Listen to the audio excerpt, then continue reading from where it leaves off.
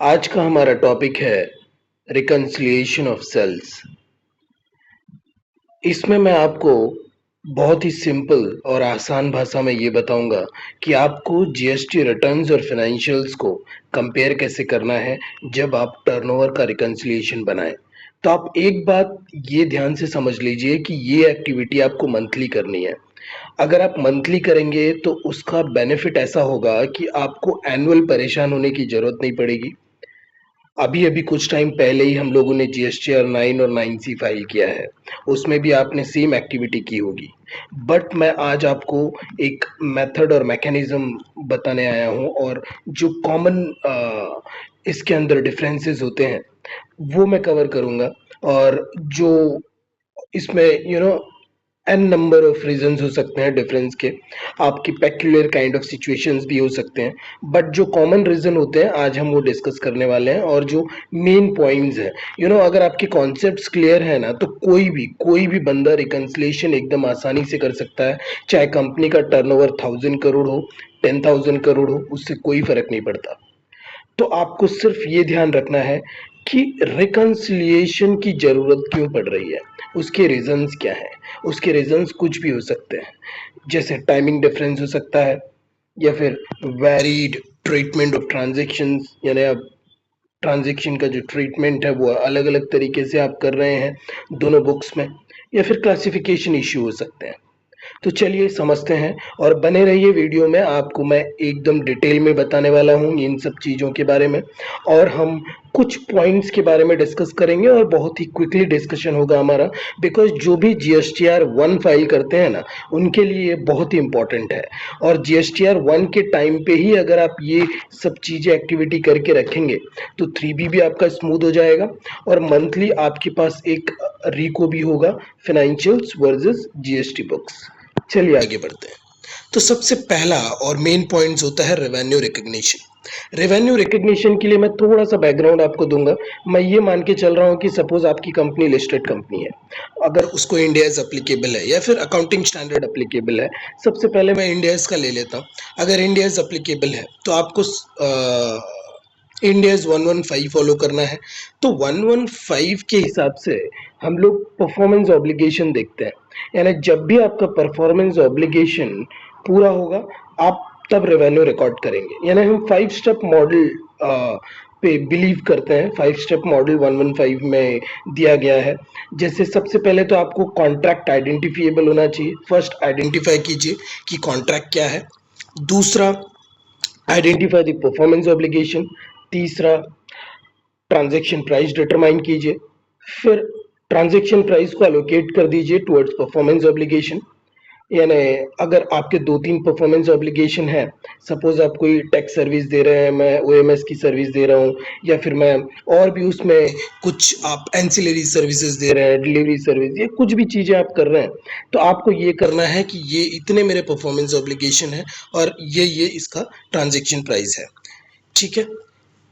उसके बाद आपको जो फिफ्थ स्टेप होगा, आपको ये डिसाइड करना है आपको over the period of time recognition करना है या पॉइंट इन टाइम, या मतलब तुरंत रिकग्निशन करना है।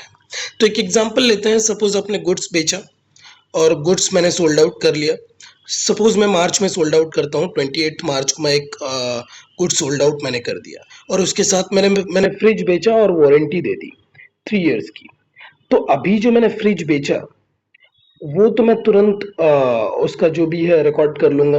वो मेरे प्रॉफिट एंड लॉस में सेल्स दिख जाएगा, फाइनेंशियल्स में भी सेल्स दिखेगा, जीएसटी में भी सेल्स दिखेगा। तो इसमें कोई भी टाइमिंग डिफरेंस अराइज नहीं हुआ। अराइज कहाँ पे होगा? जो एडिशनल वारंटी ऑब्लिगेशन मैं दे रहा हूँ वो मैं अगले 3 सालों के लिए दे रहा हूँ। तो मैं क्या करूंगा कि जो पोर्शन मेरा पर्टिकुलर मंथ में आएगा वो मैं रिकॉर्ड करके बाकी का मैं डेफर कर दूंगा। तो ये एक चीज है जहां पे डिफरेंस अराइज होता है, बिकॉज जीएसटी इन सब चीजों को नहीं मानता। जीएसटी में एक ही रूल चलता है, आपको प्लेस ऑफ सब, आपको जो भी आपका टाइम ऑफ सप्लाई है उसके हिसाब से जीएसटी पे कर देना है। गुड्स का केस है तो जब भी आप इनवॉइस बनाएंगे, एक्चुअल डिलीवरी के टाइम पे आप इनवॉइस बनाएंगे, तो आपको तभी जीएसटी पे कर देना है। गुड्स के केस में एडवांसेस पे जीएसटी नहीं है, ये आप याद रखिए। हाँ, अगर सर्विसेज है तो फिर आपको देखना है कि आपके पास पैसा एडवांस आ गया तो आपको जीएसटी पे कर देना है। एडवांसेस के ऊपर, बिकॉज आप सर्विस जहाँ पे प्रोवाइड कर रहे हैं तो आपको जीएसटी अपफ्रंट पे करना होता है, या फिर invoice raised within 30 days और payment received whichever is earlier वाला कॉन्सेप्ट है। सपोज आपका इनवॉइस 30 दिन में रेज नहीं हो पाता तो फिर देखेंगे कि आपका सर्विस कंप्लीट कब हुआ और payment which ever is earlier. तो इस तरीके की चीजें हैं।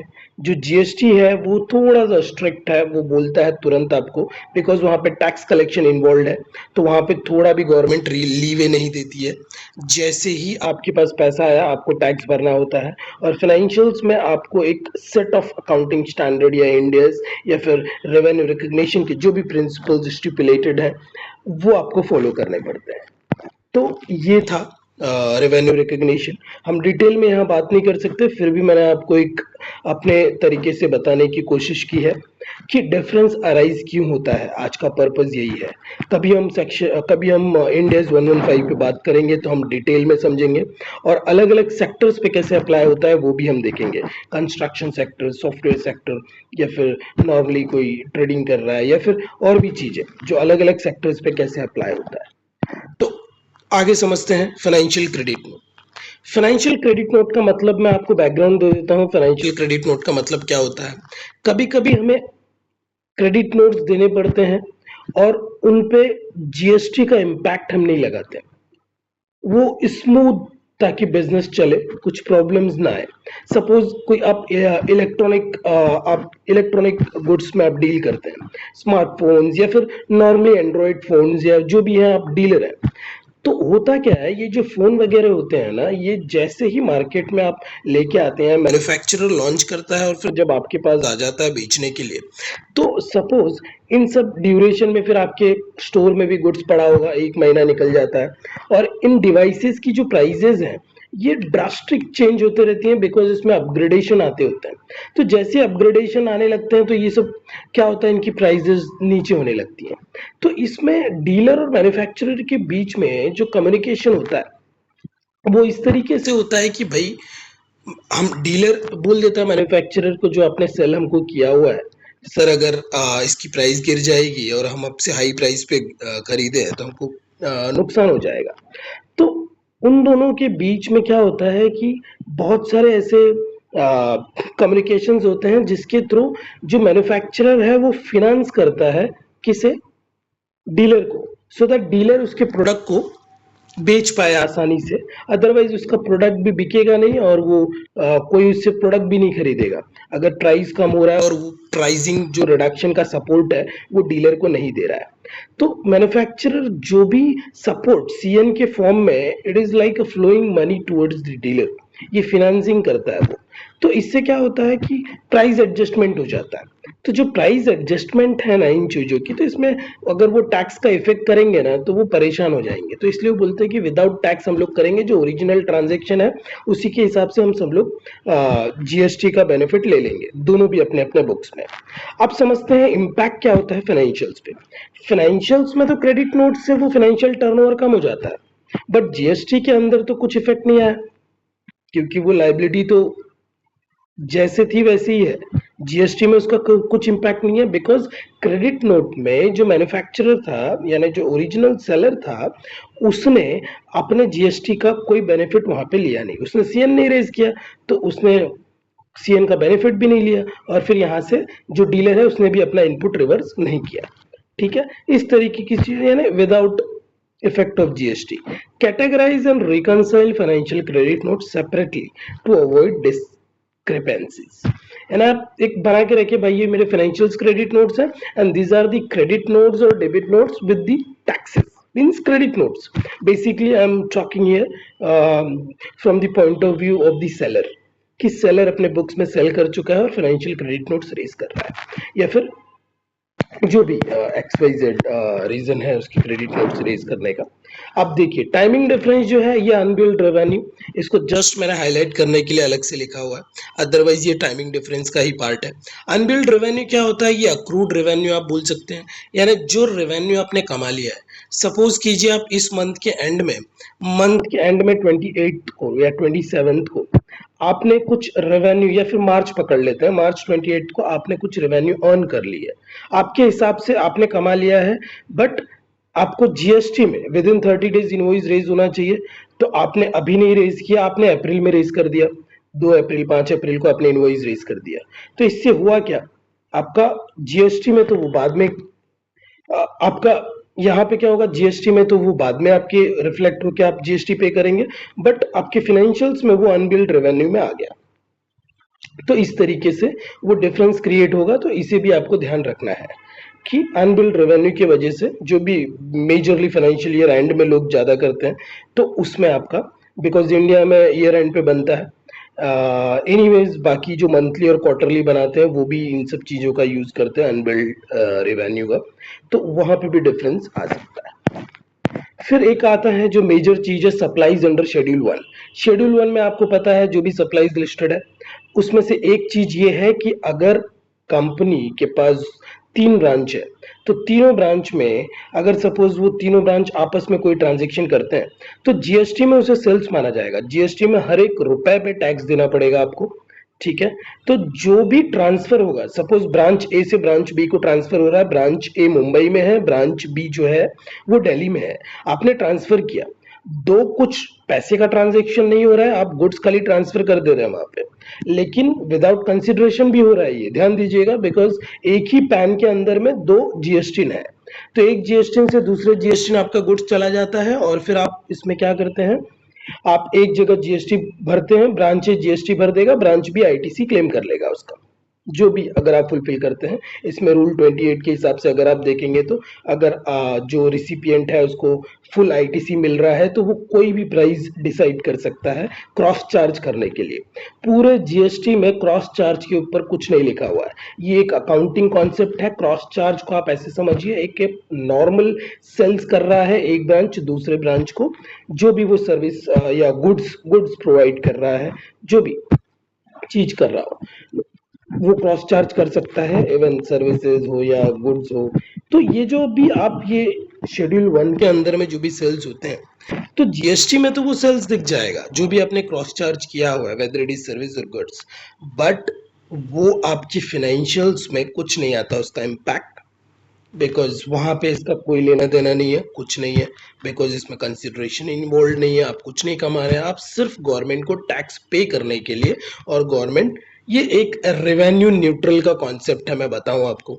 इसमें ना यूएई का जो कॉन्सेप्ट है, ग्रुप वैट, यूएई में वैट है दुबई के अंदर में, तो उन लोग एक ग्रुप वैट का कॉन्सेप्ट है। उसमें वो क्या करते हैं कि सपोज आपके एक कंपनी के अंदर में 3 ब्रांचेज है, तो आपको एक ग्रुप वैट दे दिया जाएगा, और आप अपने ब्रांचेज में जितना मर्जी आप ट्रांजेक्शन कीजिए, आपको कोई जीएसटी देकर आपस में पे करने की जरूरत नहीं है। ये बहुत ही अच्छी चीज है, ये हमारे इंडियन गवर्नमेंट को भी इम्प्लीमेंट करना चाहिए, ठीक है। इंडियन, बिकॉज वैसे भी ये रेवेन्यू न्यूट्रल है, एक पे कर रहा है और दूसरा आईटीसी ले रहा है, इसमें कुछ भी नहीं हो रहा है।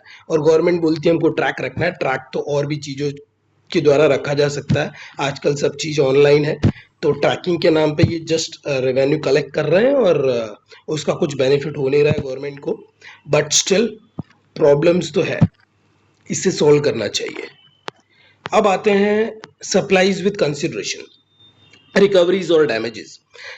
कभी कभी क्या होता है, सपोज आपकी कोई वेंडर्स है, ये तो मैं एक जस्ट एग्जांपल पकड़ रहा हूँ, कोई से सेल्स ट्रीट करता है, कोई नहीं भी करता है, ये जस्ट मैंने एक पकड़ा हुआ है कि सपोज आपने किया परचेज, वेंडर ने गुड्स बीच में प्रॉब्लम कुछ क्रिएट कर दिया, आपने रिकवरी कर ली, या फिर आपने सेल्स किया था, आपने कुछ चार्जेस उससे लिक्विडेटेड डैमेजेस या किसी भी रूप में आपने लिया, तो आप एज अ रिकवरी करके दिखा देंगे, यानी बुक्स में वो रिकवरी हो जाएगी। मतलब सपोज किसी गुड्स आप परचेज किया और वेंडर से आपने लिया, तो बाद में आप रिकवरी कर देंगे, वो सेल साइड में जाता नहीं है, ठीक है। तो मैं उस ट्रांजेक्शन में हाइपोथेटिकल सिचुएशन की बात कर रहा हूँ, जिस केस में वो P&L क्रेडिट में नहीं जाता, ठीक है। और लिक्विडेटेड डैमेजेस में मैं आपको एक एग्जांपल दे देता हूँ। वैसे तो लिक्विडेटेड डैमेजेस पे एक सर्कुलर भी गवर्नमेंट ने इशू किया है, और उस पे बोला है कि जीएसटी नहीं लगता, लेकिन वहां पे भी आपको एनालाइज करना है, सर्कुलर के बेस पे आप नहीं जा सकते। लेकिन एक अच्छा सर्कुलर था, वो क्लैरिफिकेशन उसमें बहुत बढ़िया एग्जांपल्स के साथ में समझाया हुआ था।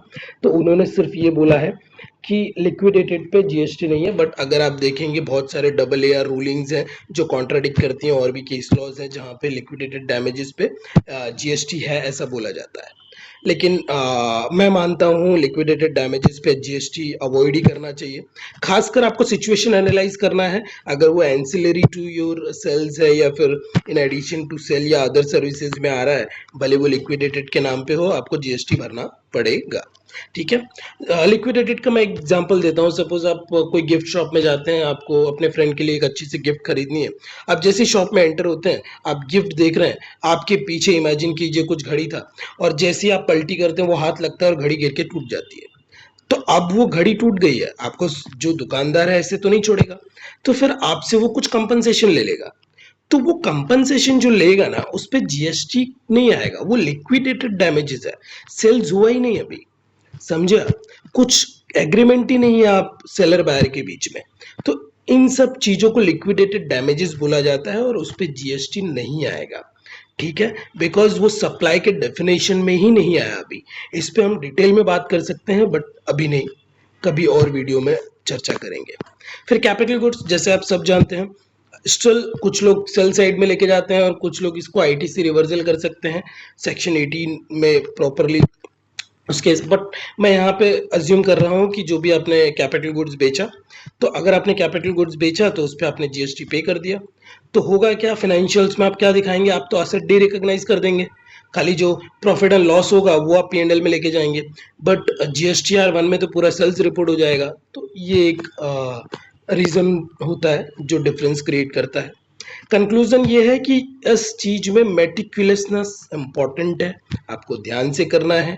जो भी टाइमिंग डिफरेंस है, क्लासिफिकेशन है, रिकग्निशन का डिफरेंस है, वो सब आप ट्रैक कीजिए, मंथली कीजिए, सो दैट आपको कोई प्रॉब्लम ना आए। और मैं आपसे सिर्फ यही कहना चाहूँगा कि जीएसटीआर 1 आप मंथली फाइल करते हैं, इसे मंथली एक्टिविटी बना लीजिए, और ताकि आपको जीएसटीआर 9 के टाइम पे कोई प्रॉब्लम ना हो। और thank you guys, thank you very much, and please subscribe this channel. Thank you very much.